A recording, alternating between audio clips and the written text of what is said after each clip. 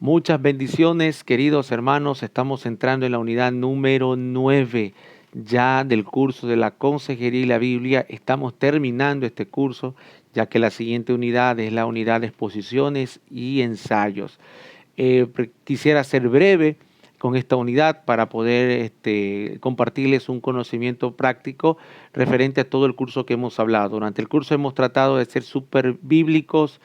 Al inicio de la primera clase traté de dar este equilibrio entre la psicología y la consejería. Mi punto de vista personal es que Dios es el que da sabiduría a todos los hombres. La sabiduría no procede del diablo. De hecho, la sabiduría que es terrenal, animal y diabólica, de acuerdo a Santiago capítulo 3, es la que engendra celos, contiendas, amarguras, divisiones. Pero la sabiduría que Dios dice que es amable, pura, pacífica, cuando leemos en el libro de los Proverbios nos muestra que da al hombre entendimiento de juicio, de equidad, de justicia, de integridad. Entonces es algo que produce bienestar.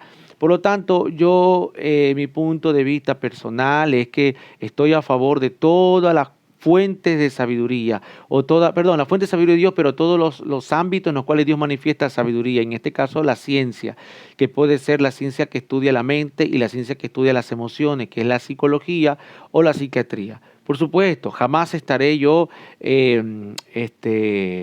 a favor de anteponer la psicología y la psiquiatría por el contenido bíblico, por este simple hecho, fíjese, porque también tiene que tener un equilibrio las ciencias humanísticas con la teología. La teología no es una ciencia humanística, la teología es la ciencia que estudia a Dios, Dios, logos, estudios, la ciencia que estudia a Dios. Por lo tanto, la teología se desmarca de las ciencias humanísticas que tienen que ver con la psicología, la filosofía, la sociología, etcétera, etcétera, etcétera. Pero tiene que existir un equilibrio, porque ¿qué nos dice la teología? La teología nos dice a nosotros que Dios creó al hombre a su imagen y semejanza. A la imagen de Dios lo creó.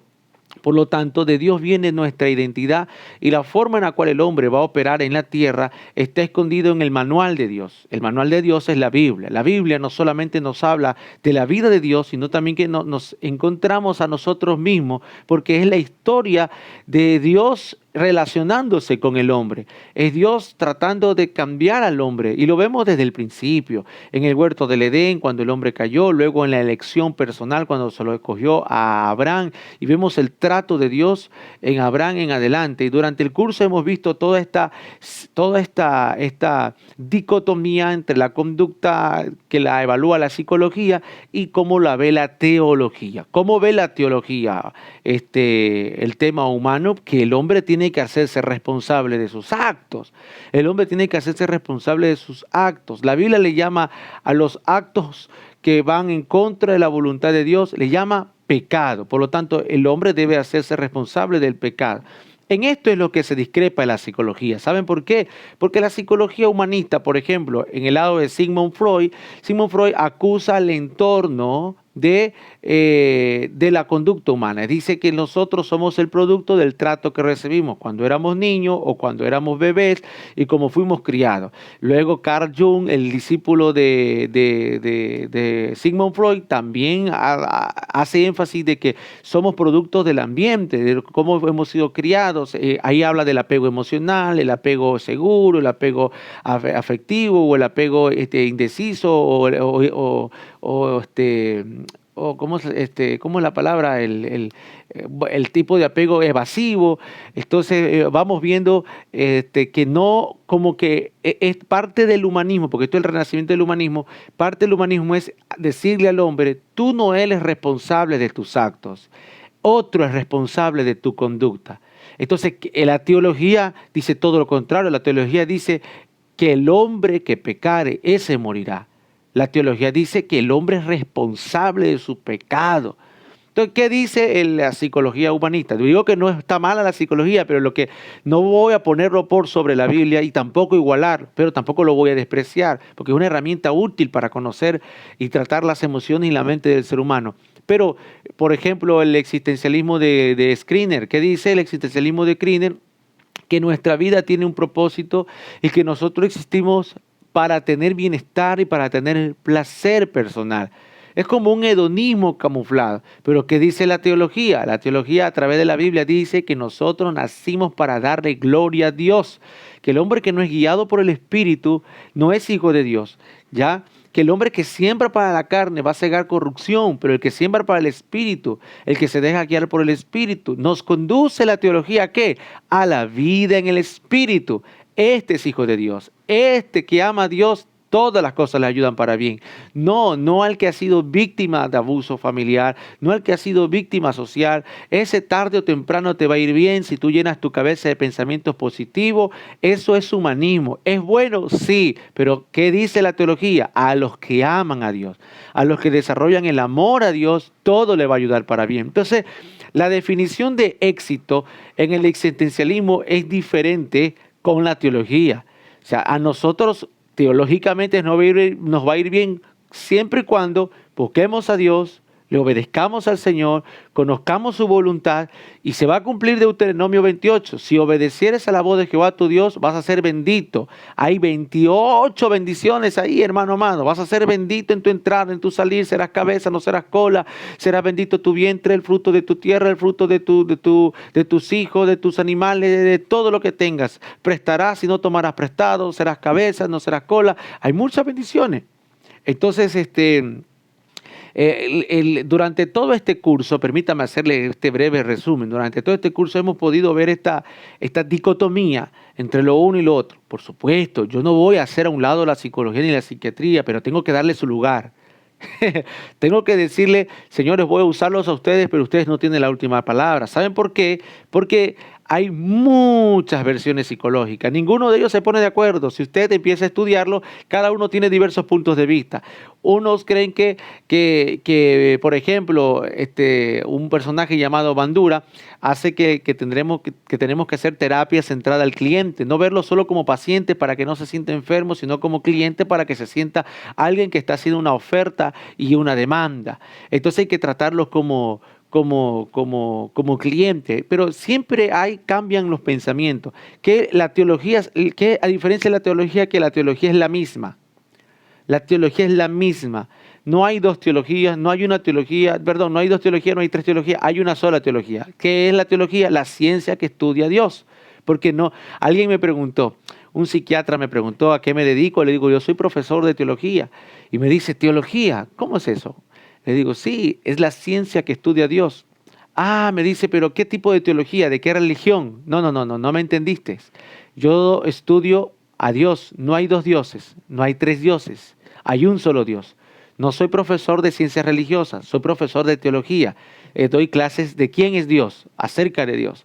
Pero me dice, das clases acerca de Dios según quién, según la iglesia católica, evangélica. No, según Dios y su libro sagrado que es la palabra de Dios.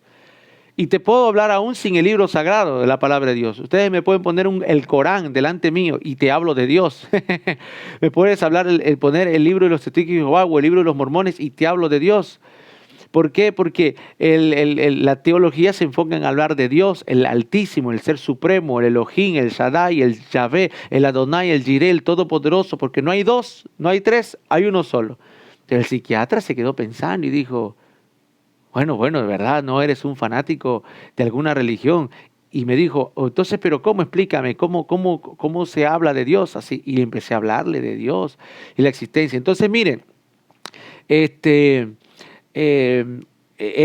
dicotomía entre las ciencias humanísticas y las teologías tienen que tener su lugar. La teología, siempre la teología ha estado como madre de las ciencias en la antigüedad. De la teología salieron el derecho canónico, de la teología salió la filosofía y la medicina. Siempre la teología, el estudio acerca de Dios. La teología no es un invento de la Iglesia Católica en los primeros siglos, no. La teología es mucho más antigua, porque la teología viene desde la época semita, desde Abraham, que se propuso a conocer a Dios, a entender a Dios, y a partir de ahí, los semitas, se le dice a Abraham porque Abraham es la descendencia de Sem. Desde Sem, dice, hijo de Adán, que invocó el nombre de Dios. A partir de ahí hay una descendencia semita Y a partir de ahí viene el estudio de la teología, el estudio de conocer a Dios desde que los hombres intentaron invocar el nombre de Dios. De la descendencia de Set viene Matusalén, Lamén, de la descendencia de Set viene Enoc, Enoc caminó con Dios y Dios se lo llevó. Enoc engendró a Matusalén engendró a Lamén engendró a Noé y Dios salvó a la humanidad a través de Noé. Noé tuvo 3 hijos, de los cuales hizo pacto Dios hubo 3, Cam, Sem y Jafet. Cam se perdió a verlo a Noé desnudo, Jafet se fue para las regiones de Europa y Sem son de los que quedaron ahí en las regiones con Noé. Y a partir de Sem viene el linaje de Taré y el linaje de Abraham. Más adelante, y luego seguimos ese mismo linaje, Abraham, el pueblo de Israel, el rey David, y establece Dios el pacto con un trono similar al que tuvo David, que un rey como él, rey de justicia, rey de paz, iba a salir como David hasta llegar a Jesucristo. Y en Jesucristo hay una unificación de todos los pueblos a través de la fe, donde ya entramos, no solo los semitas, no solo los hijos de Abraham, dijo Pablo, los que en Cristo Jesús estamos, sean gentiles, sean esclavos, sean libres, en Cristo Jesús, todos somos hijos de Abraham. Es decir, venimos de la misma línea de promesa. Entonces, la teología es mucho más antigua, y ha resuelto conflictos más efectivos que la psicología y más efectivos que la psiquiatría, porque Dios proporciona sabiduría. Ahora, ¿cómo vino este divorcio? Pues con alguien me dijo en una ocasión, alguien lo leí en un momento, dijo, ¿cómo puedes tú hacer caso de la psicología cuyos padres son Sigmund Freud, que se declaró ateo, es decir, aborrecía a las cosas de Dios, Carl Jung, que aborrecía las cosas de Dios, Skinner, que aborrecía las cosas de Dios?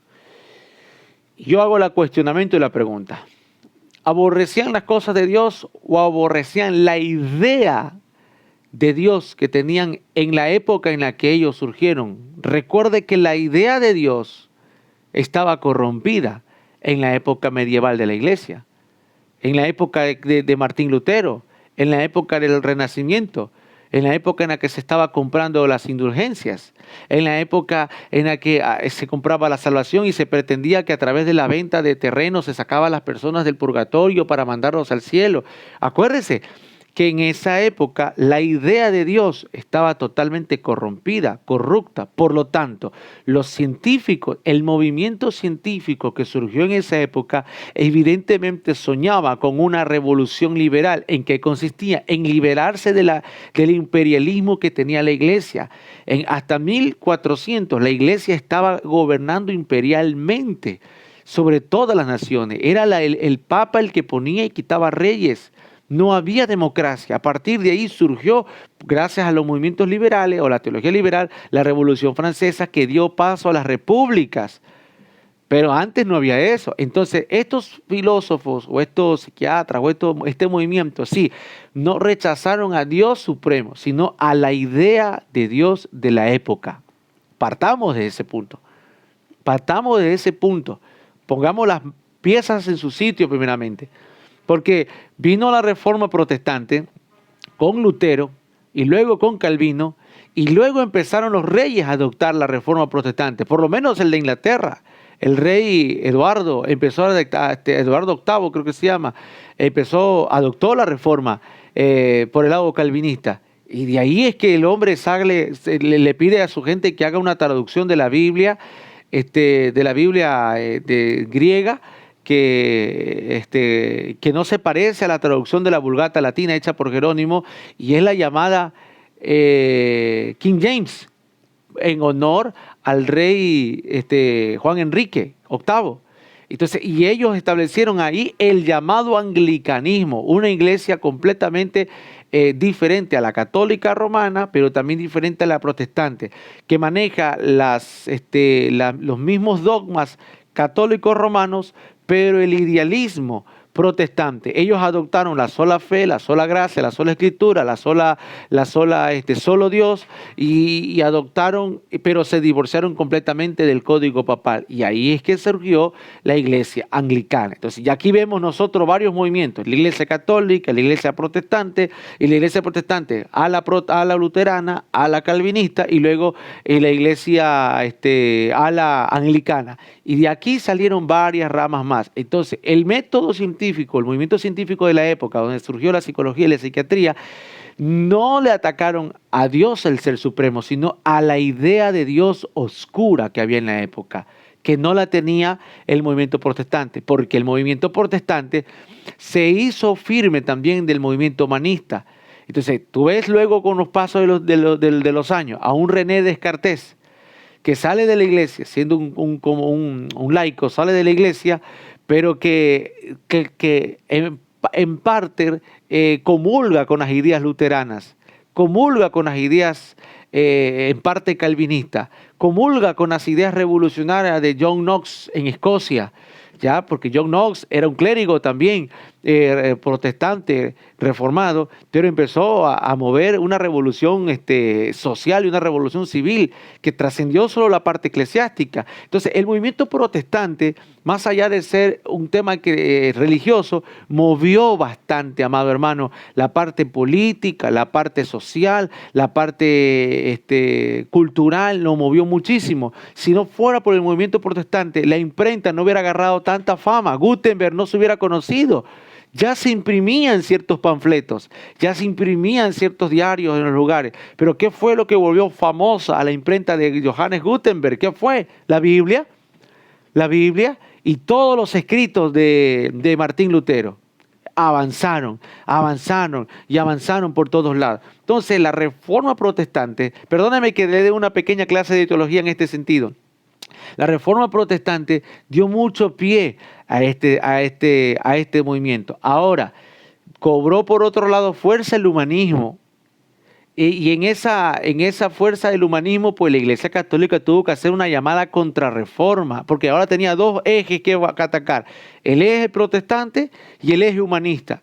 Evidentemente, el eje protestante afectaba mucho las doctrinas internas de la iglesia, pero el eje humanista afectaba mucho su entorno político, su entorno sociopolítico y cultural. ¿Por qué? Porque le abría la mente a la gente. Entonces ocurrió lo que se llama el despertar intelectual de la gente. Ocurrió ahí. Y ahora, viene pues ya los movimientos jesuitas y vienen los movimientos del lado católico, los movimientos jesuitas, los movimientos por Santo Domingo, no me recuerdo el apellido de él, también movimientos que son contrarreforma, y luego llegamos a la época en la que otra vez volvió a ocurrir un conflicto entre la fe y la razón por Santo Tomás de Aquino, que también él se proclamó como clérigo un respaldador del movimiento científico. Y esto puso en jaque mate a la iglesia en su momento, en jaque mate a la iglesia, pero hasta eso, en lo humanístico cogió bastante fuerza. Entonces, ¿qué idea tenía en el inicio? Las ciencias humanísticas, divorciarse de la idea de Dios. Divorciarse de toda la idea de Dios, no como un ser supremo, sino de esa idea que presentó la Iglesia Católica como un imperialismo, como un gobierno totalitarista, manipulador, segregador.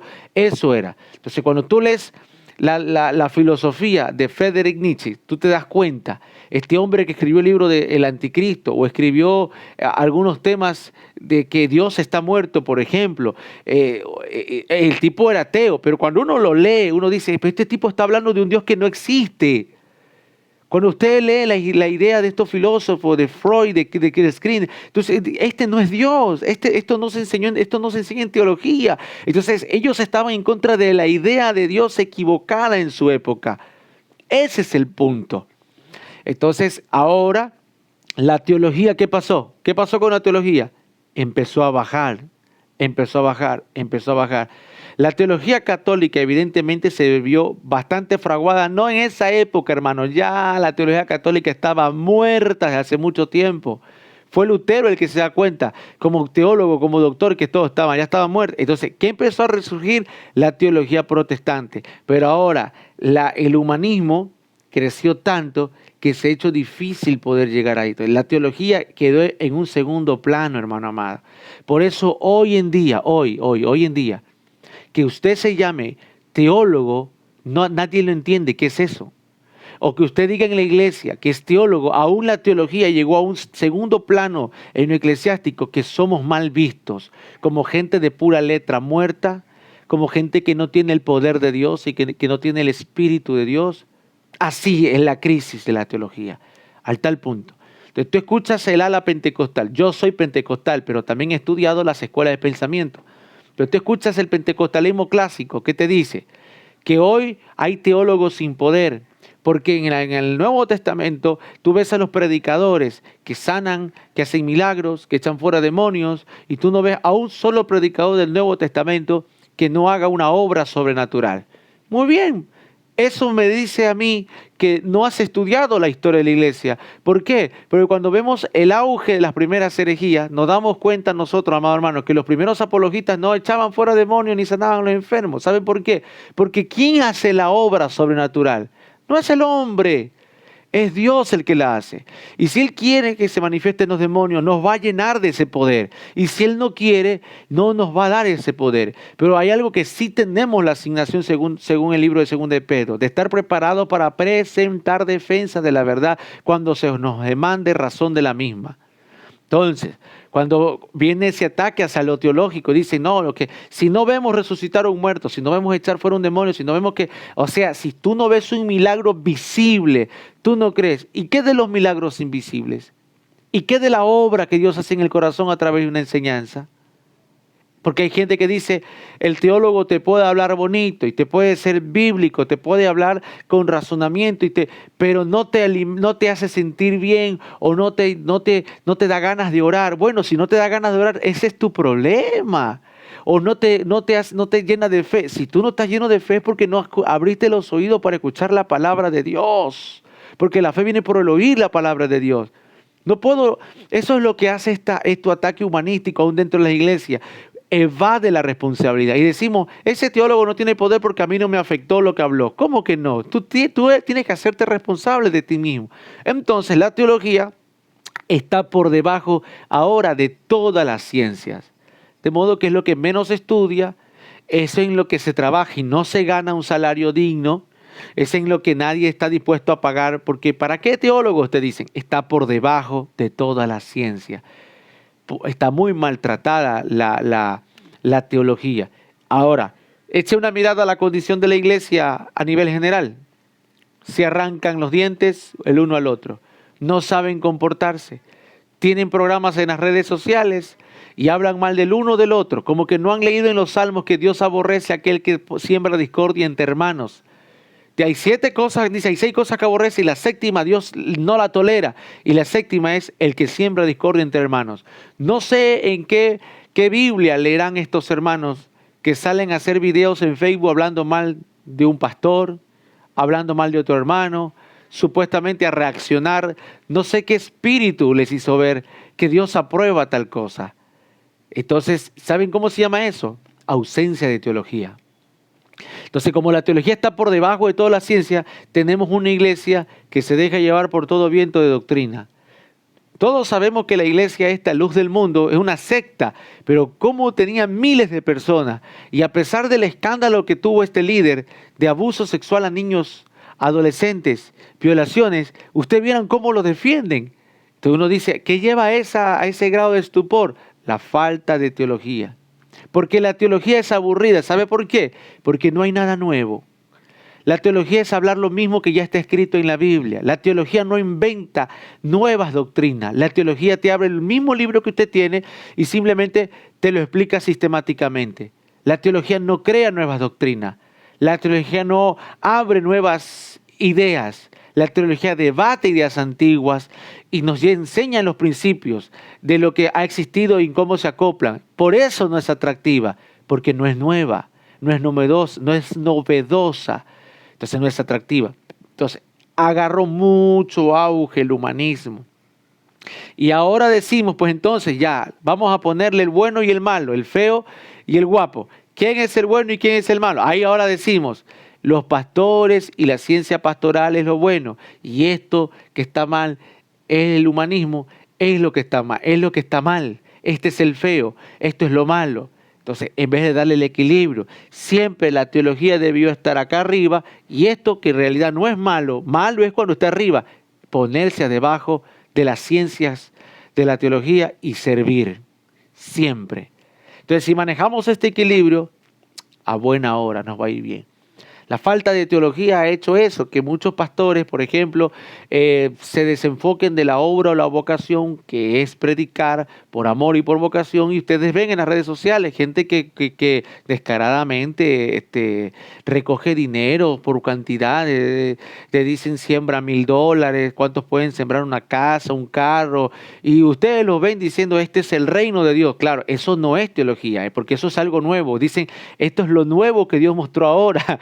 En cómo manipular, en cómo mentir, en cómo adivinar, en cómo quitarle recursos económicos a la gente. Y yo veo, por ejemplo, que Cristo tenía un tesorero y que muchas personas entregaban voluntariamente el dinero al Señor. Pero yo veo que Cristo como ministro, Él continuamente hacía obra a los más necesitados. Obra a los pobres, obra a las viudas. Y vemos en la iglesia primitiva un proceder diferente. O sea, que la iglesia y los pastores evidentemente van a tener un don. ¿Para qué? Para la recaudación de dinero. Va a venir, porque eso aparece, eso es parte del don. O sea, no nos vayamos a sorprender, eso es parte del don. Pastor, yo siento darle una ofrenda. Pastor, yo siento darle estos ingresos. Pastor, yo siento darle a usted los diezmos. Van a venir, o sea, vinieron a los pies de los apóstoles y trajeron la venta de heredades, hermano. ¿Usted sabe lo que es eso? Venta de heredades. Pero es diferente. Nunca dice en la Biblia que se recolectaban ofrendas y se proponían ventas de heredades. Es decir, que era un asunto voluntario. Atención, no estoy diciendo que está mal recolectar ofrendas. Estoy diciendo que está mal el uso indiscriminado del principio bíblico. Eso es lo que está mal. Que hoy en día nosotros lo vemos, porque apareció ya no una teología sistemática, sino llámese teología de la prosperidad, teología del reino, teología de la nueva era, teología... Bueno, realmente existe una sola teología, que es la ciencia que estudia a Dios. El resto es cizaña. El resto es cizaña, porque la teología es ciencia que estudia a Dios. Y ya el resto son ciencias inventos de los hombres. Bueno, entonces, hermano amado, en este punto yo tengo que decirle, voy a hablarle acerca de la práctica para aconsejar. Anote, la práctica para aconsejar. Punto número 1. Le voy a hablar 3 puntos importantes al momento de aconsejar. ¿Por qué le hice esta introducción entre la teología y el humanismo de la psicología? Porque es importante partir desde aquí a todos los aconsejados, dar la realidad. Entonces, número 1, la diferencia entre los sentimientos y la responsabilidad. La diferencia entre los sentimientos y la responsabilidad. Cuando nosotros hablamos de los sentimientos, amado hermano, nos vamos a dar cuenta de que los sentimientos son es algo que apareció después de la caída. Antes de la caída, vemos nosotros, de la caída del hombre en el huerto del Edén, vemos nosotros que hay una orden y hay una obediencia. El hombre se movía bajo orden y obediencia. De todos los árboles podrás comer menos de este. Orden, obediencia. Así fue. Orden, obediencia. Pero venido a la caída, comido el fruto prohibido, habiendo desobedecido a Dios, aparecieron los sentimientos. Señor, tuve miedo y por eso me escondí. ¿Quién te enseñó? ¿Quién te dijo? ¿Quién te enseñó a obedecer las emociones? ¿Quién te enseñó a que tus sentimientos ahora tomen decisiones sobre ti? ¿Comiste del fruto que te dije que no comieras? Y viene, mire, siguiente paso del manejo emocional, mal manejo emocional. Dice, la mujer que tú me diste me dio de comer. Pero ¿quién te enseñó ahora a evadir la responsabilidad? Entonces, vemos nosotros acá como consejeros, hermano, el primer punto es separar los sentimientos de la responsabilidad. No están asociados. Los sentimientos de la obediencia no está asociado. Nosotros tenemos una responsabilidad y los sentimientos no nos van a llevar a cumplir esa responsabilidad. Cuando no, ¿por qué? Porque dice el mismo libro de Génesis, se sintió desnudo, por lo tanto no lo pudo llevar a obedecer a Dios. No sé si no lo pudo llevar a quedarse en el lugar en el que tenían comunión con Dios. Entonces, vamos a hacer algunos ejercicios acá. Por ejemplo, en el amor.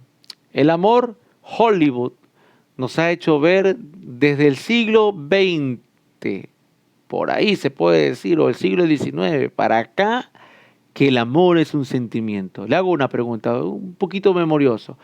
¿Cómo los padres en la antigüedad, cómo se concebía el matrimonio en la antigüedad? Dicen que eran los padres el que buscaban la pareja para el hijo o para la hija. Estos eran los llamados matrimonios arreglados, ¿verdad?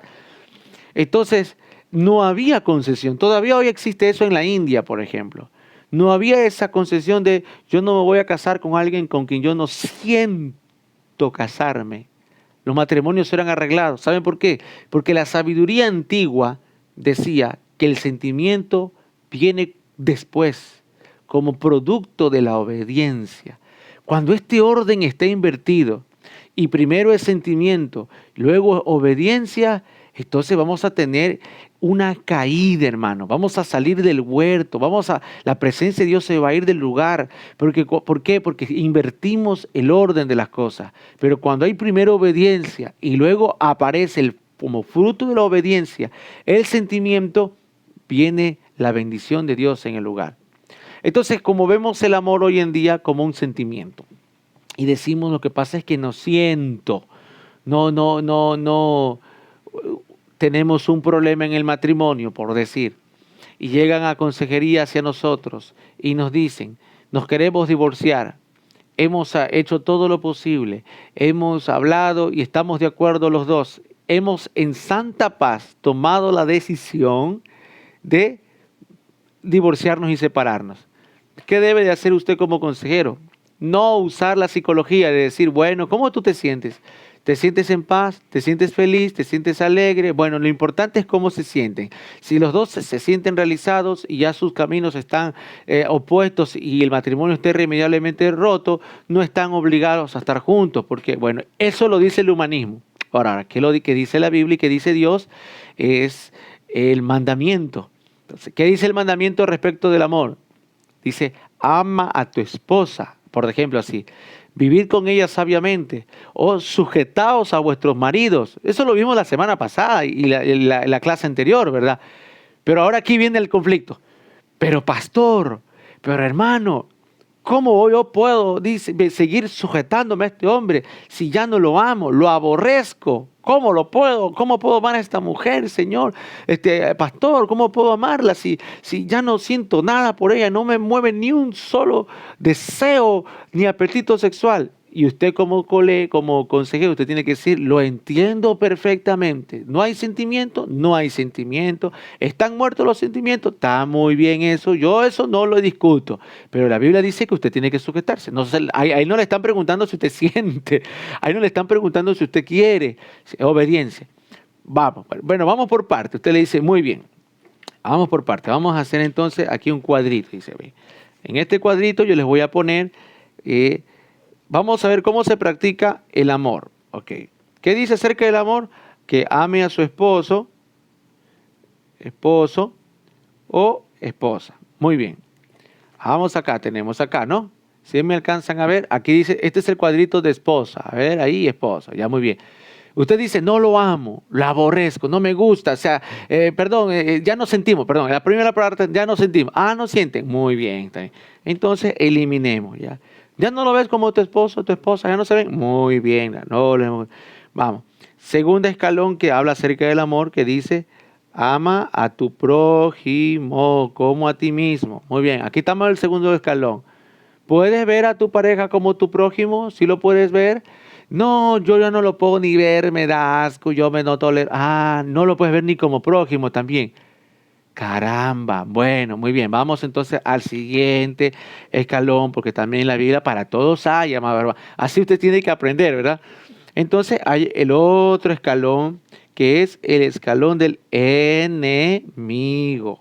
¿Ah? Aquí dice, ama a tu enemigo, dice, vosotros amad a vuestros enemigos, dice. Si tu enemigo tiene hambre, dale de comer. Si tu enemigo tiene sed, dale de comer. Yo le aseguro, hermano, que cuando usted le hace estos cuadritos así y ya empieza en consejería, entonces usted empieza a cambiarles el chip. ¿Sabe por qué? Porque le estás hablando en el lenguaje teológico, en el lenguaje bíblico, y el Espíritu Santo no va a fallar en respaldar cuando se habla en su palabra. Cuando usted intenta hacer, dice el libro de los Proverbios, bienaventurado el hombre que quiere hacer volver al hombre de su mal camino. Entonces, cuando uno tiene ese interés, no de sobarle su demonio y decirle cómo te sientes, cómo estás, no. Como les dije, nos desmarcamos del triángulo dramático. Entonces, ¿qué dice la Biblia respecto al enemigo? Ahora, esa pareja tuya es tu enemigo. ¿Lo ves como tu enemigo? Sí, muy bien. Ahora sí estamos en este cuadro. Ahora sí vamos a hablar en este cuadro. Vamos a hablar en este. Dice que lo ames. Pero no siento. No, la Biblia no dice que sientas. Dice que le des de comer, así que vaya a prepararle la comida a su enemigo. Lo ve como la Biblia dice que le pases el agua. Así que eso puede implicar si su mujer le pide un masajito y usted la aborrece como su enemiga, hágalo porque es su enemigo. Ahora muy bien. Pero pastor, me dicen, ¿no sería eso que nos volvamos de pronto hipócritas? Estar con alguien que no amo. De pronto vamos a la iglesia, nos congregamos y todo el mundo ve que estamos bien y que aparentemente nos amamos por obediencia a Dios, pero no sentimos el uno al otro. Bueno, hipócrita no te vuelve un sentimiento, no te vuelve que tú digas que en realidad no lo amas. Hipócrita sería que tú no amándolo, tú le digas, mira cariño, cómo te quiero, cómo te amo, pero en el corazón realmente no lo amas. Eso te vuelve un hipócrita. Pero si esa persona sabe que tú lo haces por obediencia, porque a la larga el amor no es un sentimiento, sino que es una obediencia, no te vuelve un hipócrita. Tú dices, miren, ¿has escuchado esas frases de personas que dicen, mira, no te reviento este palo en la cabeza porque soy cristiana? No está siendo hipócrita, está siendo sincero o está siendo sincera. Si me hubieras agarrado en otro tiempo, ay, hace rato te hubiera sacado los dientes. No está siendo hipócrita, está siendo sincero. ¿Por qué? Porque el amor no opaca los sentimientos, pero aquí expones tu madurez en el sentido de decir, pero por sobre lo que siento, por sobre lo que quiero hacer, yo obedezco. Dios no bendice los sentimientos, Él bendice la obediencia. Entonces el ojo de Dios pasa por la tierra y observa y dice, alguien ha practicado mi palabra, alguien ha practicado la obediencia, porque hay que hablarle a la gente lo que es, porque en realidad dice, si al final dice, no, yo no quiero estar con esa persona, la verdad yo no, ni siquiera como enemigo no me lo trago, ya, entonces hablemos de otro problema. Entonces, hermano, su problema entonces no es su marido, su problema entonces es el ego, hermano. Usted tiene un problema con su ego, entonces. Porque ya veo que usted no está dispuesto a amar a su enemigo, sino que usted tiene un problema con ego. Quiere salirse con la suya, quiere tener la razón. Con este ego usted no se va al cielo, usted se va al infierno. Porque significa que usted, el ego, la Biblia le llama, relaciona al ego con la idolatría. ¿Usted sabía eso, hermano? Idolatría. Por eso usted tiene que saber teología, hermano. Idolatría. ¿Por qué? Porque significa que Cristo ya no es su Señor, sino que ahora usted es su propio Señor. Usted se gobierna, su razonamiento. Entonces, eso la Biblia le llama idolatría. Formó un Dios de usted mismo. Se hace caso a usted mismo. Se obedece a usted mismo. Entonces ahí va a venir el llanto y va a decir, entonces a nadie le importan mis sentimientos. ¿Cómo no? Claro que a Dios le importa su sentimiento y su felicidad, por supuesto, pero la ruta de la felicidad perfecta es producto de la obediencia de Dios. ¿Por qué no lo practica y me cuenta cómo le va? Por decir así. ¿Cómo le va? Entonces ahí tiene pero mire, las personas aquí en este punto ya tienen la elección. Usted ya cumplió con decirle la verdad. Los idólatras no entrarán en el reino de los cielos. Usted ya cumplió. Aquí pone como consejero cristiano, como consejero pastoral, Usted ya aquí le dio lo que hizo Moisés. Pongo delante de ti el bien y el mal, la vida y la muerte, la bendición y la maldición. Escogeos. Pongo delante de ustedes la forma en la que vas a encontrar la felicidad en Dios, que es una felicidad perpetua y que Él no añade tristeza a lo que Él hace feliz, o la forma en la que quieres hacerlo a tu manera. A tu manera te voy a dar un consejo. Dice la Biblia, tu propia maldad te castigará. El ego es el producto de nuestra maldad. Es el operar de tu propia maldad te va a castigar. Que te asegura que te va a ir bien en la vida. ¿A quiénes vas a echar la culpa? Aquí ya no vas con Dios. No creas que Dios te va a ayudar y te va a respaldar. No, Dios es amor, Dios es bueno, Dios es todo misericordioso. Bíblicamente Dios responde a la obediencia. Así que con todo el dolor de mi alma, te digo, aquí estás a tu suerte. Aquí estás como Adán cuando salió del huerto del Edén. A tu suerte. Misericordiosamente te mantiene con vida, pero a tu suerte. Ese es el camino. Entonces, si se van por ese camino, zafó usted su responsabilidad como un consejero bíblico, porque usted lo llamará Dios a cuentas y Dios no le va a decir a usted, ¿por qué no lo hiciste? Le va a decir, muy bien, lo dijiste. Ya esa persona se fue y va a volver. Va a volver, si es de Dios va a volver y va a volver con las cicatrices de haberse ido en rebelión, pero usted supo hacerle una explicación teológica correcta. No solamente decir, mira, esto le desagrada a Dios, porque el hombre caído no entiende en esos términos, le desagrada a Dios. Hay que hacerle dibujitos, peritas, manzanitas, bananos y poderle hacer bien ciertos énfasis en algunos puntos. Solo eso en la parte emocional del matrimonio. Ahora, imagínense otras partes emocionales de los sentimientos. Me voy de esta iglesia porque en esta iglesia yo ya no siento estar. No siente estar. Y ahí ya le di el esquema del sentimiento, no siente estar. Pero no dice la Biblia sujetado a vuestros pastores. Sí, pero es que este pastor no me llena. Pero la Biblia no dice si tu pastor te llena o no te llena. Solo dice que te sujetes. Entonces hay que encontrarle la vuelta en la cual tú actúes con integridad. Entonces, mire, algo que nos va a ayudar muchísimo a nosotros es el conocimiento de los salmos y de los proverbios, porque en los salmos usted encuentra a un David que abre su corazón, a un Coré que abre su corazón, a un Asaf que abre su corazón. Entonces ahí uno toma nota de cosas que hay en el corazón del hombre, que ya nos las mostró los salmistas. Y luego ven los proverbios las soluciones para esos problemas que hay en el corazón y en la vida cotidiana. Y luego lo vamos viendo cómo se plasma en Eclesiastés, se plasma en la vida cotidiana de la vida, en la forma cotidiana de la vida. Entonces, punto número 1, tiene que ver con los sentimientos y la obediencia. La guerra de los sentimientos que le gana hoy a la humanidad es esto, pues no es verdad, que existe divorcio, ¿por qué? Porque ya no sentimos afinidad el uno del otro. El sentimiento es efímero, o sea, a ver, los que tenemos años en el matrimonio, solemos tener las llamadas tentaciones de los ojos, tentaciones de la carne y la tentación de la vanagloria de la vida. Claro, pues, hermano amado, mire, alguien escucha este concepto, grábeselo en su cabeza. Cuando el amor se va, aparecen los defectos. Cuando dejo de ver el amor, empiezo a ver defectos. Cuando dejo de verlo a mi pastor con amor, le empiezo a ver los defectos a mi pastor. Cuando dejo de ver a mi pareja con amor, le empiezo a ver todos los defectos que antes no se los veía, ahora sí se los veo. Entonces, el amor es algo que se construye. El amor es algo que se edifica. El amor es algo que se forma. ¿Ya? Y cuando hay amor, ya uno va disfrutando de los defectos, del ronquido. Va disfrutando de ese ronquido va disfrutando de ese, se me está subiendo de peso, va disfrutando de ese, ay Dios mío, se me está cayendo el cabello, ¿cómo será? Y mi esposa dice, ay mi peladito, dice, y me dice, hermano, me preferí pasarme la máquina en la cabeza para que no me estén diciendo, digo, vayan acostumbrándose si es que algún día me llego a quedar sin nada. Pero fíjese, amado, el amor se va construyendo, se va formando. Entonces, punto número 1, tenemos que desarrollar conciencia. Esto se lo dejo ahí para que usted lo desarrolle entre los sentimientos y la obediencia. Prioridad a la obediencia.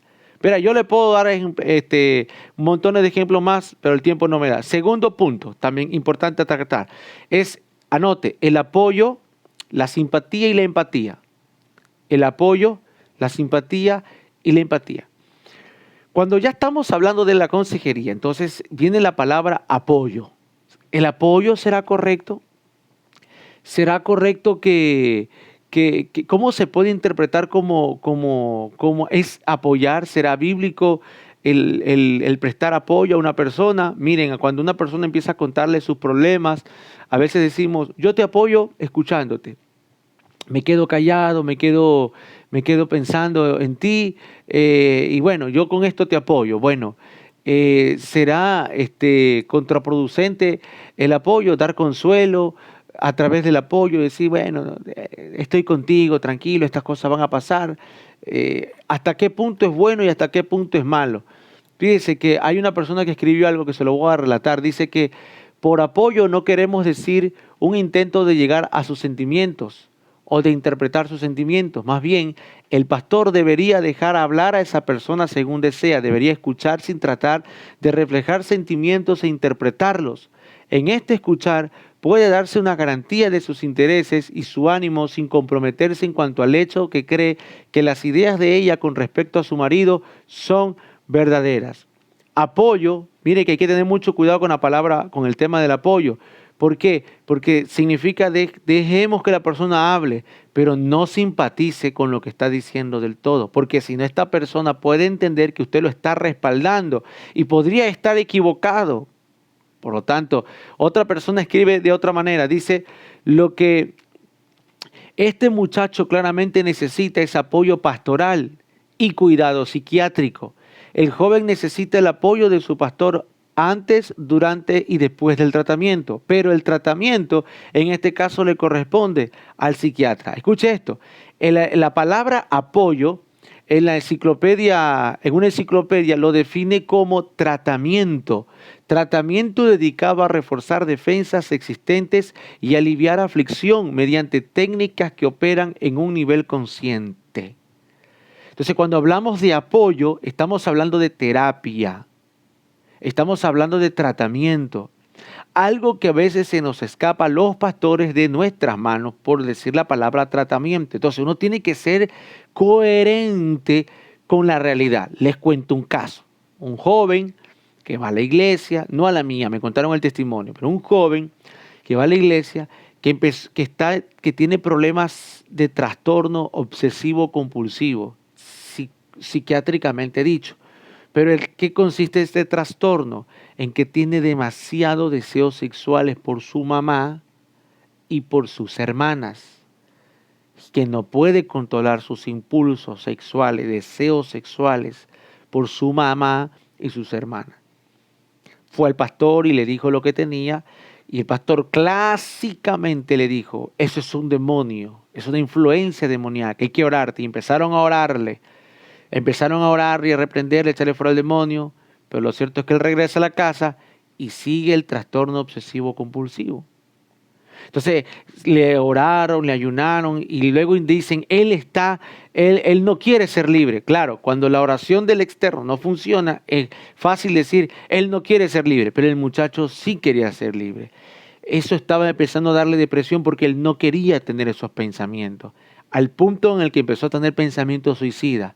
Porque su iglesia le dijeron que él estaba endemoniado. Se expuso para que le oren y el demonio supuestamente no sale. Entonces él en su interior dice, yo entonces estoy reprobado porque tengo pensamientos, no me liberan, Dios no está conmigo, soy una mala persona, ¿qué hago en este mundo? Aquí viene la palabra apoyo. El apoyo no es un asunto inactivo. El apoyo es, esto no lo puedo controlar yo. Esto ya no es demonio, ya oré, ya ayuné, ya lo direccioné, no cambia, necesito un apoyo terapéutico, te voy a direccionar a un profesional. Eso es apoyo. Entonces, evidentemente, un psiquiatra amigo escuchó de este caso y dijo, el muchacho necesita terapia. Y le dijeron, no es terapia, no todo se soluciona con terapia, eso es un demonio, necesita terapia. Si no se le hace terapia, ese muchacho se va a suicidar. Y dicho y hecho, ya cuando fue a terapia, él dijo que ya estaba preparando, tenía una tentativa de suicidio y empezó la terapia, pero ¿verdad? Tú lo que tienes es un trastorno obsesivo compulsivo. ¿Y esto cómo se soluciona? Aparte del consejo, aparte de la orientación, hay cosas en tu cerebro que están desconectadas. Y lo que hay que hacer es darte un medicamento, ayudarte con un tipo de ejercicio para volverte a conectar ciertas cosas que acá no están bien. Entonces ahí se te ayuda a tener un mejor estilo de vida. Porque si no, no. Y ahí es que le dan una pastilla o un medicamento al momento de tomar el medicamento, de repente vio la vida o la realidad de otro punto de vista. Se le fueron esos malos pensamientos porque es un constructo de conciencia acá en la forma estructural del cerebro. Ahí el muchacho volvió a la iglesia y pudo hacer su vida normal. Entonces, ¿eso es qué, hermano Iván? ¿Qué es eso? Es un mal de fábrica. Así como alguien pudo haber venido con un problema hormonal mal, con un defecto cognitivo en los pulmones, en el hígado, en problemas de las tiroides, por ejemplo, así hay un problema acá en la cabeza. Y ahí entra la palabra apoyo. Muy bien. Primer punto es la palabra apoyo. El segundo punto,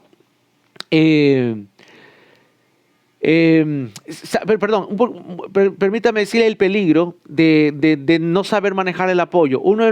El peligro de no saber manejar bien el apoyo no es solo el reconocer cuándo hay que generar el apoyo, sino que se aprueba el fallo del aconsejado en manejar sus problemas. Como le conté este testimonio, ¿la verdad? Se le dice a la persona, nosotros no tenemos solución y la solución está en ti, pero esa persona no lo puede manejar.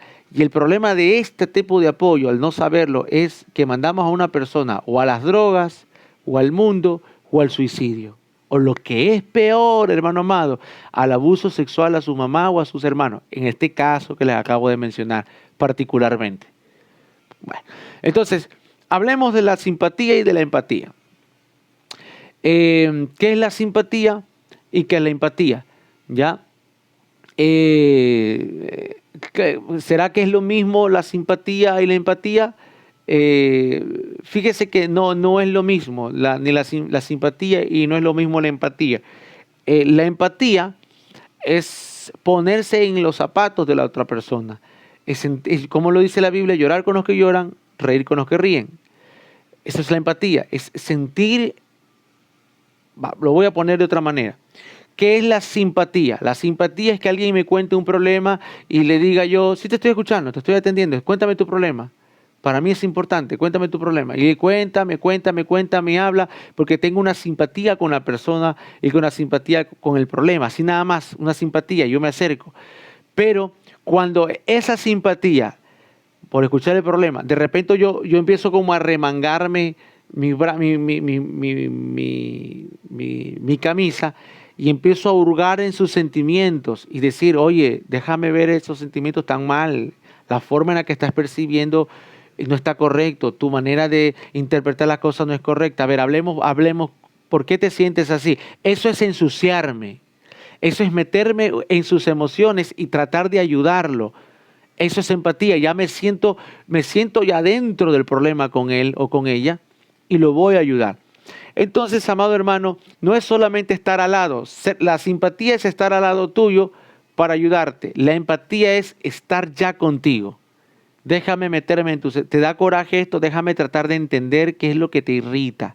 Déjame tratar de entender qué es lo que te entristece.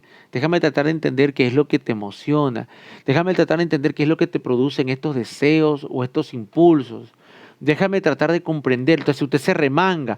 Hay personas que no quieren remangarse. ¿Por qué? Porque les da miedo ensuciarse. No todos son llamados a este tipo de empatía o de consejería. No todos lo hacen. Le voy a dar un ejemplo. El buen samaritano. Cuando le preguntan a Jesús, ¿cómo debo de cumplir el mandamiento y la herida eterna? Ama a tu prójimo como a ti mismo. ¿Y quién es mi prójimo? Y él cuenta la historia. Un hombre descendía de Jerusalén a Jericó y cayó en manos de ladrones. Lo dejaron medio muerto en el camino, dice.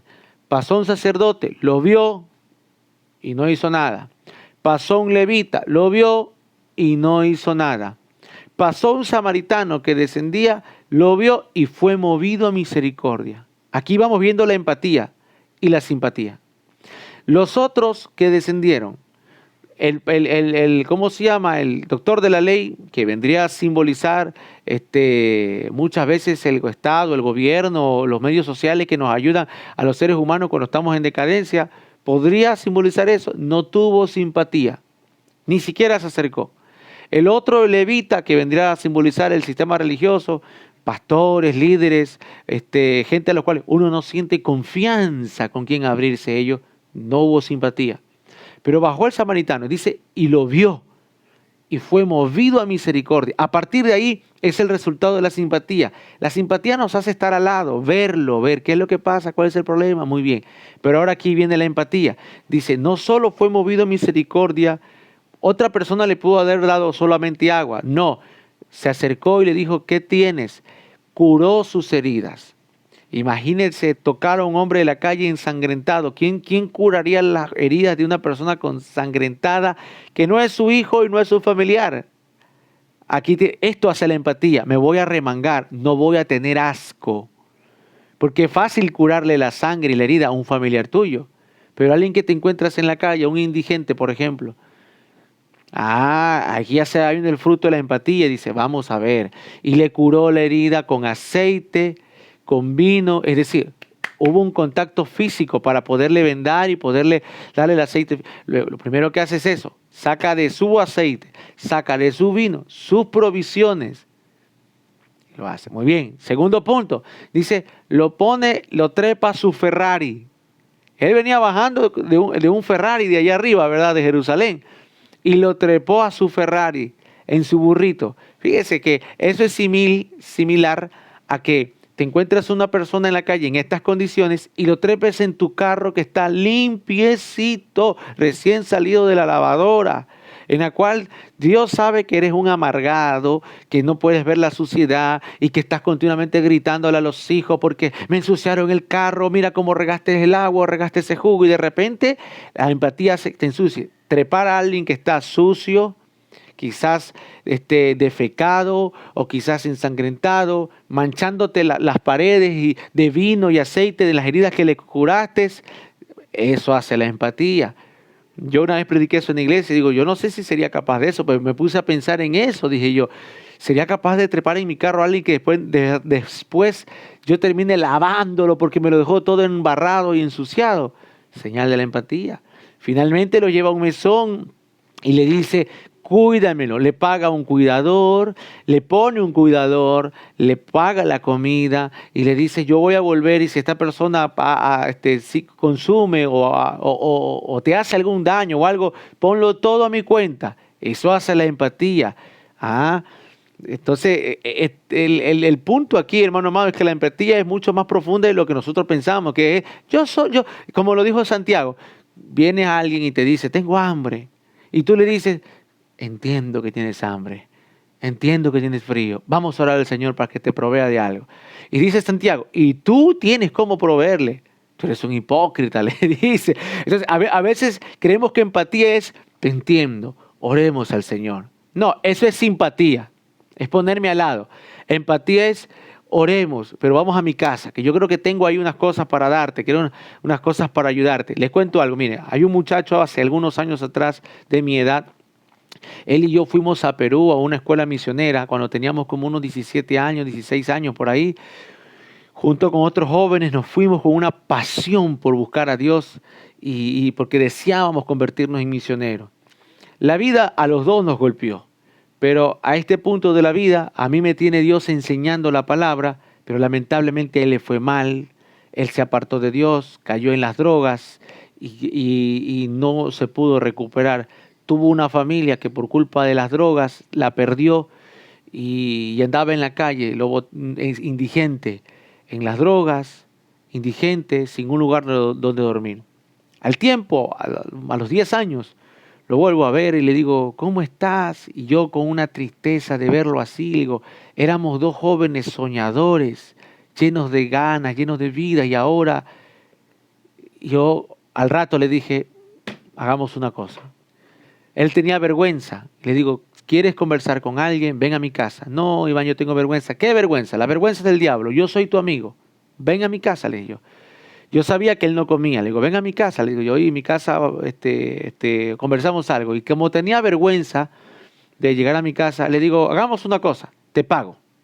¿Quieres lavarme el carro? Le digo yo. ¿Quieres ayudarme a limpiar la casa? Le digo yo, listo. Le digo, ven, yo te pago, te contrato, le digo, para que te ganes un dinero para que puedas, para ti. Entonces, ¿de verdad? Me dice, sí. Y entró a mi casa. Mi esposa al principio me decía, ten cuidado, no sabes las malas mañas que puedan tener, quién sabe si ha cambiado, tranquila, no te preocupes, le digo, yo sé lo que hago, no te preocupes. Y luego así fue, entró. Cuando él llegaba a la casa, yo le digo, ¿has comido algo? Ya era el mediodía y me dijo, no, no he desayunado, tranquilo, voy a cocinar. Yo sé cocinar, gracias a Dios. Entonces le digo, voy a cocinar, le dije ya, pero mientras estás lavándome el carro voy a cocinar. No te vayas a ir, ¿verdad lo que te digo? Porque a veces yo me ponía a cocinar y preparaba una comida y luego le daba a él y digo, entra a mi casa. No, me decía, déjame comer aquí afuera en la calle. No, no, no, entra a mi casa, le digo yo. Le entré a mi casa, se sentó, comió, olía porque no se bañaba el hombre. Digo, entra, tranquilo, eres mi amigo. Lo traté como un amigo. Y así un día no tenía que comer, otro día volví a la casa y dice, Iván, dice, ¿cómo está? ¿Será que tiene algo para comer? Yo ya me anticipé, pues. Yo dije, como tú sabes, cuando le das de comer a alguien, vuelve. Yo me anticipé, así que en los almuerzos yo hacía un poco más de comida. Y le digo, claro que sí, le digo, ven para acá, vamos a comer, así conversamos. Y yo le planteaba la idea de que yo estaba solo y necesito también alguien con quien conversar. Fíjate tú, le digo, para mí es mejor que tú vengas y conversamos, le digo yo, y estamos aquí, bueno, pasando el tiempo. En esos días así, de repente él se pone y me dice, Iván, estoy tan sorprendido. Mi papá es pastor. Y él me botó de la casa. Él me dijo que él no me puede tener en la casa mientras yo esté consumiendo droga. Los hermanos de la iglesia no me quieren ni ver en su iglesia. Y tú, dice, alguien a quien yo hablé mal de ti durante mucho tiempo, él habló mal de mí mucho tiempo, por celo, eres el que me das de comer. Y no entiendo. Yo le digo, Junior, le digo yo, mi amigo, ¿sabes qué es lo que pasa? La Biblia dice en Mateo 25, dice, cuando tuve hambre, me diste de comer, cuando tuve sed, me diste de beber. ¿Sabes quién tú eres para mí en este momento? Tú eres Cristo para mí, le dije yo. Yo no sé si me voy a morir mañana, más tarde. Imagínate si yo me llego a morir mañana más tarde y luego el Señor me diga, llegué a tu puerta de tu casa y no me diste de comer. Y yo digo, Señor, ¿a través de quién? Y me muestre en tu cara. Por eso, tú para mí, y yo te sirvo como si fuera Cristo. Él se me queda viendo y se sintió como un poco importante. Yo le digo, pero míralo también de la otra cara de la moneda, le digo. Haz de cuenta que no te está sirviendo Iván Orlando y que quien te está sirviendo es Cristo, que se acordó de ti, que no has comido, que se acordó de ti, que te botaron de tu casa, que se acordó de ti, que estás durmiendo ahora en la calle, que estás teniendo frío, porque yo ya le había dado algunas ropas, algunas chompas, algunos abrigos gruesos, y empezó a andar vestido, porque andaba muy mal, indigente, sin zapatos, le empecé a dar zapatos y todo el tema. Haz de cuenta que Cristo te ha dado zapatos, no yo, Cristo. Y Cristo se separó aquí a cocinarte y te está esperando todos los días con un plato de comida. Ese hombre se puso a llorar. Claro, del otro lado, él dijo, me están atendiendo como si fuera Cristo. Pero cuando se lo planteé del otro punto de vista, le dije yo, y también lo hago para testimonio, que si sea que tú mueras o que yo muera, los dos vamos a comparecer al tribunal de Cristo. Y te van a decir, yo te estuve sirviendo. Yo te estuve dando de comer a través de mi hijo Iván y tú no te diste cuenta. Así que te doy ese testimonio. El hombre dijo, déjame tomarme una foto porque para cambiar. Yo me mudé de lugar, cambié de lugar y en los meses lo volví a ver. Ya no consumía. Él me dijo, Iván, ya no consumo. Llevo 6 meses sin consumir. He vencido. Ahora yo gobierno, dice. Claro, se nota alguien que no está consumiendo. Ya empezó a engordarse. Ya ahora mi papá me aceptó y volví a la casa. Dice, wow, te felicito. Ya ahora estoy trabajando. Ya no estoy robando, ya estoy trabajando y para comprarme mis propias cosas. Y ya le estoy mandando dinero a mis hijas, dice. ¿Cómo tu vida cambió? Y yo no le prediqué. Yo no le dije en ningún momento la palabra de Dios, dice esto, lo otro, vuelve a la iglesia, como el papá de él, el pastor, le hablaba palabra que da bien. Yo solamente me comporté como Cristo lo hubiera hecho, es decir, con empatía. El poder que tiene la empatía. Entonces eso significa embarrarse, hermano. Eso significa embarrarse, eso significa ensuciarse un poco. Cuéntame tu problema, qué es lo que pasa. Sí, eso significa, y en la consejería lo vamos a ver. Y tercer punto, para terminar, hermano, tiene que ver con la comunicación. Perdón, antes de eso quiero mostrarle un cuadrito. Quiero mostrarle un cuadrito importante. Perdóneme, déjeme buscar aquí el cuadrito. Un cuadrito importante para que usted tenga una idea de que esta parte de los sentimientos y la obediencia, el apoyo, la empatía, que pueden traer problemas, y también en lo que voy a hablar de la comunicación, cómo afectan los problemas. Deme un segundito. Aquí está. Cómo afectan los problemas. Le voy a compartir que está aquí. Muy bien. Quiero que observe cómo se está compartiendo o no.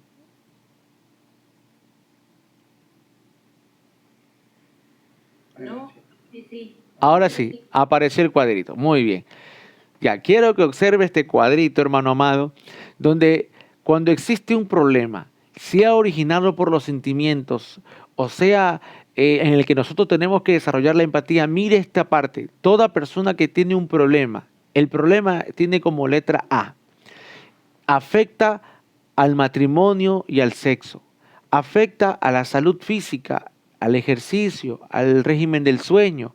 Afecta al trabajo o a la escuela. Afecta a la iglesia, afecta a nuestro estudio bíblico, afecta a la oración, afecta al testimonio, afecta a las actividades sociales, con amigos, afecta a la familia, afecta a hijos, afecta a las disciplinas que podamos tener, afecta a la finanza, el presupuesto que tenemos económico, y afectan otras cosas más.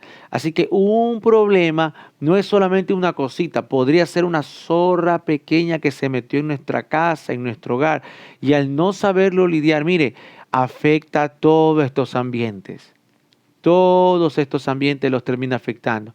Una persona que tiene problemas, hermano amado, no podemos ser tan sencillos, no podemos ser tan básicos en decir el ABC para la solución de tu problema. ¿Por qué? Porque está afectando intrínsecamente en todos estos aspectos. Algo está fraguando, y esa persona tiene también emociones que no las sabe manejar por sí, y se siente deprimida, se siente angustiada. ¿Por qué? Porque no sabe cómo el problema está afectando algunas áreas de su vida. No lo sabe. Entonces, fíjese, amado hermano, que tenemos que aprender a ver esto con mucha cautela y mucha responsabilidad. Tenemos que aprenderlo a ver. Tendremos que aprenderlo a sobrellevar. Y esto, por favor, es para en el tema de la empatía, porque no es tan fácil. Lo que es fácil para nosotros, ya yo derroté a un Goliat. Yo ya sé cómo cortarle la cabeza a un Goliat. ¡Ey! Pero atrás mío hay un ejército que está lleno de miedo, que no sabe cómo hacerlo. Entonces no puedo yo en la consejería usar la jactancia y creer que pues fue fácil a mí, le va a ser fácil a todo el mundo, porque este problemita A puede estar afectando otros aspectos importantes. ¿Se entendió, amado hermano? Muy bien. Entonces, llego al siguiente punto, que es el punto de la comunicación. Para terminar ahí, hermano amado, el punto de la comunicación que tenemos que tratar. Fíjese, amado hermano, que le quiero hablar rapidito, en el tema de la comunicación, que nos va a ayudar bastante cuando tengamos un aconsejado en el tema de la entrevista o en la charla de la consejería. La comunicación humana, vamos a aprender que la comunicación debe ser humana. Ese es el punto de vista. Número uno, humana. Hay una comunicación verbal, hay una comunicación que no es verbal, hay una comunicación que es emocional, hay una escucha activa. Y hay barreras y distorsiones también en la comunicación. Lo vuelvo a repetir para que lo anote. Hay una comunicación humana, hay una comunicación verbal, hay una comunicación no verbal, hay una comunicación emocional, hay una escucha activa y hay barreras y distorsiones en la comunicación. Entonces, en este sentido, debemos de aprender a separar el emisor, el receptor y el mensaje. ¿Quién es el emisor? El emisor es el aconsejado, que es el que nos está hablando, nos está dando a nosotros el mensaje o el problema. ¿Quién es el receptor? Nosotros que somos los consejeros. ¿Cómo vamos a tomar el mensaje?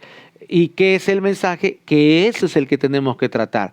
No tenemos que tratar interpretando el mensaje para condicionar solo a la persona, sino a tratar el conflicto, a tratar el mensaje. Entonces, tenemos que aprender también que hay un código. ¿Cuál es el código? Es el conjunto de normas o símbolos que sirven para transmitir el mensaje. Entonces, la persona te comunica el mensaje a través de su expresión corporal. Después de este curso, me gustaría que usted siga aprendiendo, si le gusta la consejería, por supuesto, temas o tópicos referentes a la expresión corporal, el lenguaje corporal, cómo una persona se sienta, cómo mueve las manos, cómo habla, el timbre de voz, tono de voz, cómo mira, dónde observa. Todo eso es parte de la comunicación del mensaje. El canal del mensaje que se transmite puede ser auditivo y visual. Lo que usted ve tiene que coincidir con lo que usted escucha. Entonces, también habla del contexto, del tema, de la situación en la que se desarrolla la comunicación. ¿Ya? Mire, el contexto es la situación en donde se está desarrollando. Podría ser en un lugar como la iglesia o en una casa o con 2 o 3 personas con testigos. Se trata de un niño, cómo manejar la situación con un niño, cómo manejar la situación con una pareja, cómo manejar la situación con adolescentes, cómo manejar una situación de trabajo, laboral. Entonces, todo eso usted tiene que aprenderlo. Yo no le voy a enseñar eso ahora porque eso ya se escapa de este curso, eso ya es parte de otro curso, pero se lo dejo a la mesa para que usted lo vaya viendo o se lo dejo como una abreboca para otro próximo curso en el que usted debería de aprender. ¿Ya? El contexto es importante para saber la situación en la que se desarrolla la conversación, porque eso es importante y eso es crucial. Hay lugares en los cuales no se puede hablar de todo o de todo. Otro punto importante en la comunicación es el ruido. Hay temas a los cuales el ruido va a afectar, las alteraciones que se producen durante la transmisión del mensaje, es el ruido. A veces la gente dice, pastor, quiero hacer una pregunta a terminar el culto y todo el mundo te saluda, vienes acá, ven acá. No se puede hacer consejería cuando hay mucho ruido, no se puede. Otro punto de vista son los filtros. Anote los filtros. ¿Qué son los filtros? Son las interferencias, las barreras mentales que pueda tener el emisor o puede tener el receptor, ya originadas por la apariencia, ya puede tener el receptor un tema originada con la apariencia. Entonces, estos filtros son importantes porque a veces estos filtros o estas interferencias son los sistemas de creencia. Lo que al uno le parece malo, al otro le puede parecer bueno, por ejemplo. Entonces, todo eso son interferencias. Ya, por ejemplo, a la mujer le gustaría el hombre ideal que esté con ella 24/7. Pero el hombre le gusta salir con los amigos, jugar pelota, tener relaciones sociales, etcétera, etcétera. Entonces, ahí hay algo que entre lo bueno, lo malo, lo positivo y lo negativo, todo eso son interferencias que tenemos que aprender a manejar. Si usted tiene un conflicto de interferencia como receptor, recuerde que usted es el receptor, usted es el que está trabajando para ser conciliador. Si usted dice, bueno, la verdad es que yo empatizo con ella, porque soy mujer, empatizo con ella. No, usted no empatiza con ninguno, usted resuelve el problema. No, yo empatizo con él. No, resuelve el problema. Entonces, ese filtro podría ser una interferencia. Otro punto, la retroalimentación en la comunicación. La retroalimentación es el conjunto de información que obtenemos de la propia comunicación y nos permite evaluar el proceso. La retroalimentación, es decir, después de que habló, usted hace otra pregunta acorde al tema para retroalimentarse, ¿verdad? Muy bien. En este punto de la comunicación hay preguntas que tenemos que aprender a hacer. Por ejemplo, ¿quién? ¿Quién? ¿Y qué era esa pregunta? ¿Quién significa estatus, función o identidad? ¿Quién? Lo que pasa es que yo tengo un problema y tal persona, tal cosa afecta a mi emoción. ¿Quién está afectado? Definimos estado o función o identidad. Segunda pregunta, ¿dijo qué? Es el contenido de lo que la persona está hablando. Una pregunta, ¿dijo qué? Otra pregunta, ¿a quién?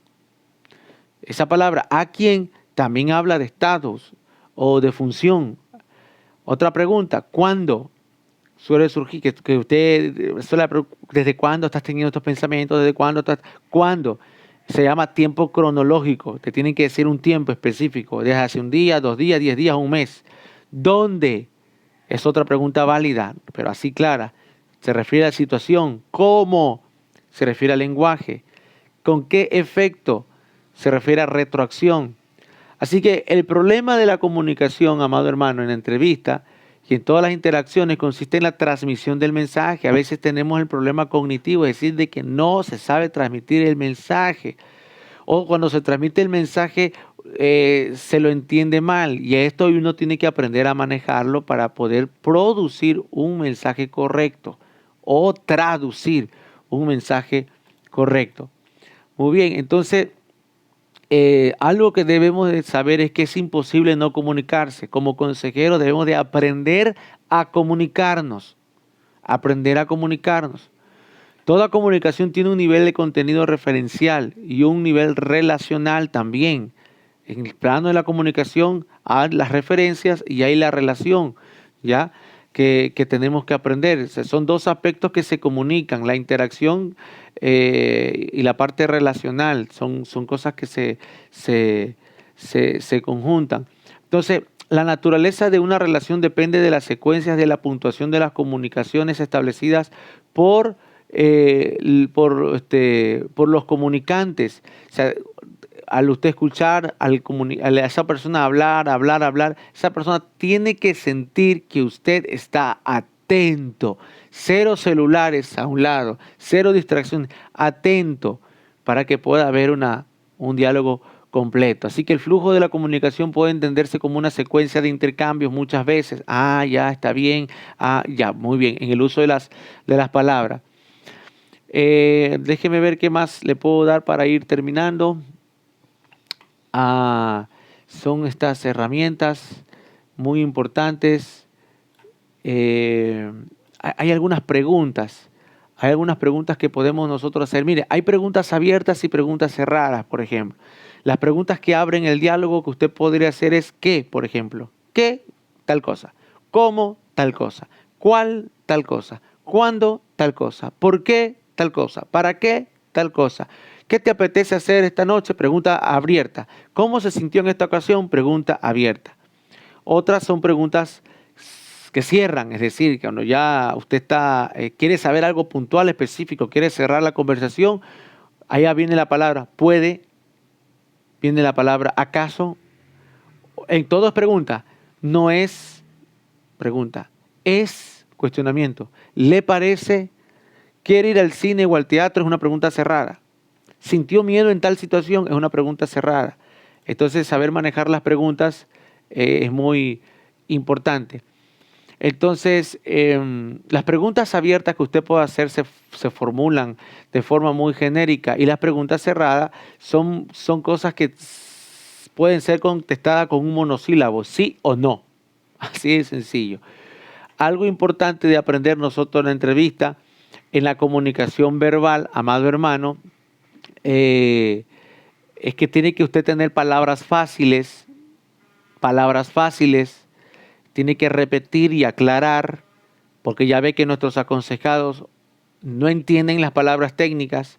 Hay que ser fáciles, no vulgares, fáciles. Hay que repetir y aclarar. Hay que resumir y retroalimentar. Hay que responder al mensaje. Hay que hacer refuerzos verbales. Hay que dar información adecuada. Hay que dar información suficiente. Hay que transmitir mensajes de comprensión y respeto. Estas son formas de comunicar que facilitan la entrevista o facilitan el aconsejo. Y las cosas que complican, yo creo que ahí ya la voy a dejar, las cosas que complican una comunicación que interfiere bastante, hermano, son nuestras jergas. Sí, sí, le voy a decir de esta manera. Si yo como guayaquileño uso mis jergas con mis hermanos argentinos, no me van a entender nada. Pero si mis hermanos argentinos usan sus jergas, por ejemplo, me dicen, hermano, esto es un quilombo. Yo digo, ¿qué? ¿Un qué? No entiendo nada yo. Y yo no entiendo nada de eso. No, dice, una vez me dijeron algo, Iván, fulano es un chanta. Y digo, ¿qué será eso? Me quedé. Yo casi no me gusta preguntar. Yo digo, ¿verdad que sí? No sé si es un halago, ¿qué será? ¿Qué será eso que hablan así? Fulano es un chanta, ¿verdad? Entonces, no jergas, no, por favor, no jergas. Yo predicando dije una palabra que en mi país es una jerga. En Argentina resultó ser una mala palabra, hermano amado, pero predicando lo dije. Aquí en mi país a los hipócritas normalmente les dicen conchudos. Esa es una jerga aquí que se hace en el país. Mírenlos a los argentinos. Y yo predicando dije esa palabra, hermano amado. Pero aquí en mi país eso es decir cara dura, hipócrita, sinvergüenza. Es una jerga común allá. Que para nosotros no es una mala palabra, fíjese. Pero cuando lo dije en Argentina hace años atrás me dijeron, no, hermano. Ahora, yo estoy en Guayaquil, la puedo decir, perdónenme, hermanos argentinos, perdónenme, ustedes están allá, aguántense. Pero fíjese, es un lenguaje que interfiere. ¿Por qué? Porque van a decir, qué vulgar, que es este predicador que no sabe. Pero uno es inconsciente, no lo sabía. Claro, yo pedí perdón, dije, wow, no lo sabía esas cosas. Bien, el lenguaje técnico también interfiere, muy técnico, muy profesional, interfiere. La cháchara también interfiere, imagínense, a chacharear. Se tiene la palabra chacharear, significa expresiones ¿cómo lo puedo decir? Como sobreestimar, como dar por sabido, como quitarle importancia. Eso es la cháchara. La cháchara, nosotros haciendo cháchara de un problema, decimos, bueno, para mí me causa risa, pero no, la otra persona la entiende como una minimización de su problema. A este hermano no le interesa lo que yo estoy diciendo, le quita importancia, ¿ya? Otro punto es saturar de información. Perdóneme, yo lo estoy saturando de información. Quizás ya está interfiriendo ya está interfiriendo la enseñanza, saturar de información. No, fíjese que a veces cuando se da consejo, en vez de dar el consejo, parece que le estamos dando clase a una persona. Yo estoy dando clase aquí al fin y al cabo, pero en consejería saturar de información es dar clase.